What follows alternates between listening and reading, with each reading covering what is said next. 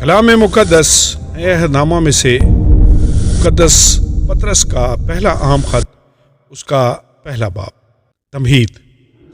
پطرس کی طرف سے جو یسوع مسیح کا رسول ہے، ان مسافروں کے نام جو پینتوس، گلیتیا، کیپدوکیا، آسیا اور بتھنیا میں جا بجا رہتے ہیں، اور خدا باپ کے علم سابق کے موافق روح کے پاک کرنے سے فرما بردار ہونے اور یسوع مسیح کا خون چھڑکنے جانے کے لیے برگزیدہ ہوئے ہیں، فضل اور اطمینان تمہیں زیادہ حاصل ہوتا رہے۔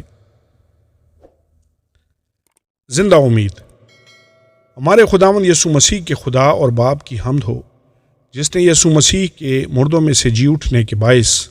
اپنی بڑی رحمت سے ہمیں زندہ امید کے لیے نئے سرے سے پیدا کیا، تاکہ ایک غیر فانی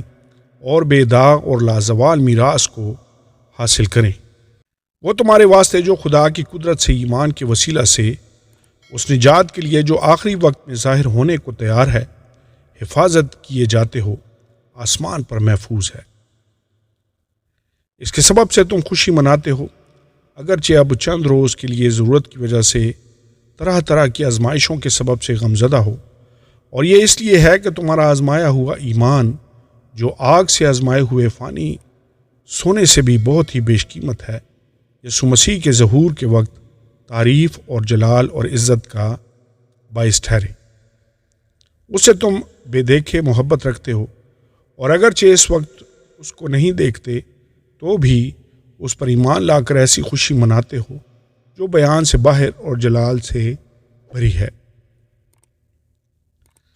اور اپنے ایمان کا مقصد یعنی روحوں کی نجات حاصل کرتے ہو۔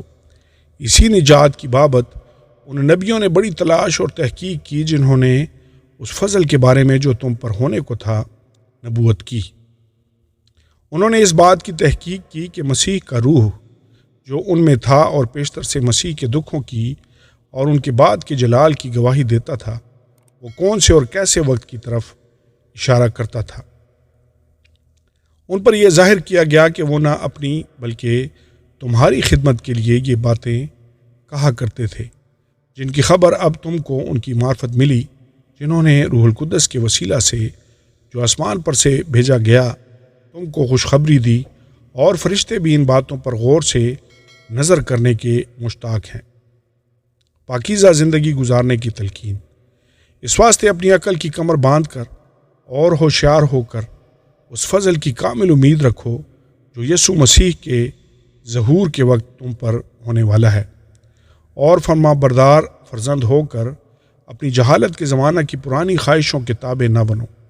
بلکہ جس طرح تمہارا بلانے والا پاک ہے، اسی طرح تم بھی اپنے سارے چال چلن میں پاک بنو، کیونکہ لکھا ہے کہ پاک ہو اس لیے کہ میں پاک ہوں۔ اور جب کہ تم باپ کہہ کر اس سے دعا کرتے ہو جو ہر ایک کے کام کے موافق بغیر طرفداری کے انصاف کرتا ہے، تو اپنی مسافرت کا زمانہ خوف کے ساتھ گزارو، کیونکہ تم جانتے ہو کہ تمہارا نکما چال چلن جو باپ دادا سے چلا آتا تھا، اس سے تمہاری خلاصی فانی چیزوں یعنی سونے چاندی کے ذریعہ سے نہیں ہوئی، بلکہ ایک بے عیب اور بے داغ برے یعنی مسیح کے بیش قیمت خون سے۔ اس کا علم تو بنائے عالم سے پیشتر سے تھا، مگر ظہور آخر زمانہ میں تمہاری خاطر ہوا کہ اس کے وسیلہ سے خدا پر ایمان لائے ہو، جس نے اس کو مردوں میں سے جلایا اور جلال بخشا، تاکہ تمہارا ایمان اور امید خدا پر ہو، چونکہ تم نے حق کی تابعداری سے اپنے دلوں کو پاک کیا ہے، جس سے بھائیوں کی بے ریا محبت پیدا ہوئی۔ اس لیے دل و جان سے آپس میں بہت محبت رکھو، کیونکہ تم فانی تخم سے نہیں